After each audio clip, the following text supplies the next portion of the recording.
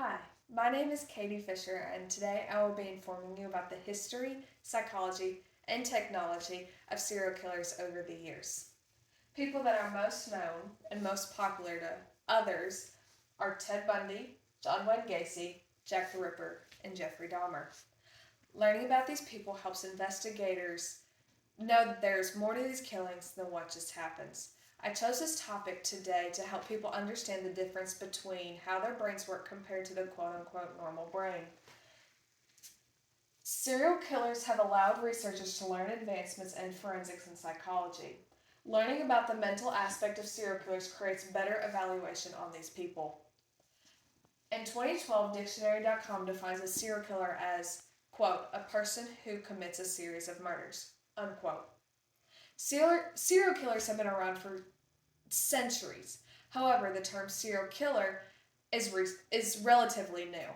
Up until the 1970s, serial killers were classified as mass murderers, but due to an increase in murders and investigators, the FBI wanted to differentiate between the two, mass murder and serial killers. Radford University said in 2014, according to the data they got in 2014, in the last century, patterns of serial killer frequency emerged as technology has advanced. One example is a sharp increase in serial killings between the 1950s and 1960s, as advances in computers greatly increase, allowing for better data and recording forensic analysis.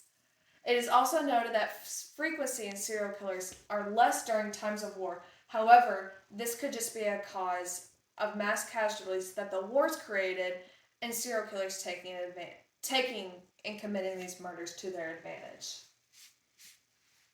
It is significant to note that there is not a generic profile of serial killers because not two are the same.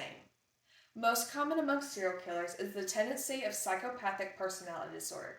Psychopathic tendencies are developed during childhood, most likely the causes of physical abuse or emotional neglect. Not all psychopaths are serial killers, nor are all serial killers psychopaths. Organized serial killers plan their crimes methodically and possess the skills needed to carry out the murders to lure victims and often hide the bodies once the act has been completed. Ted Bundy is a great example of this, a man who came across as normal and handsome in the 1960s. However, disorganized serial killers act impulsively. They tend to have a lower IQ and limited social skills. So they choose low-profile victims such as the homeless and prostitutes. Jack the Ripper is a great example of this as well, a disorganized serial killer who killed at least 5 prostitutes while humiliating and mutilating their bodies and showing hatred and anger towards females.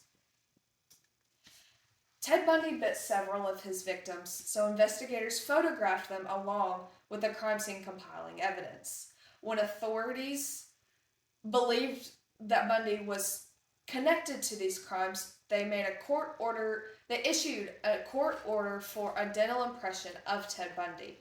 The bite marks were the only piece of evidence that they were able to connect to the crimes of the victims and Bundy. So he was the first person in the state of Florida to be convicted of murder using bite mark analysis. The most significant advancement in technology has been the use of DNA. Investigators began collecting DNA evidence in the 1980s. However, technology to match DNA did not exist at that time.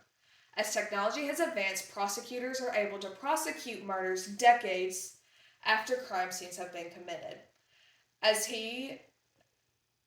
Gary Witray is a good example of this. He was arrested in 2001 for murders he committed more than 2 decades prior around the Green River area in Washington State.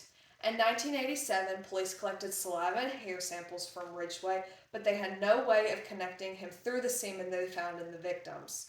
And so the investigators processed that hair and saliva, but put it away because technology was not as advanced as it is today.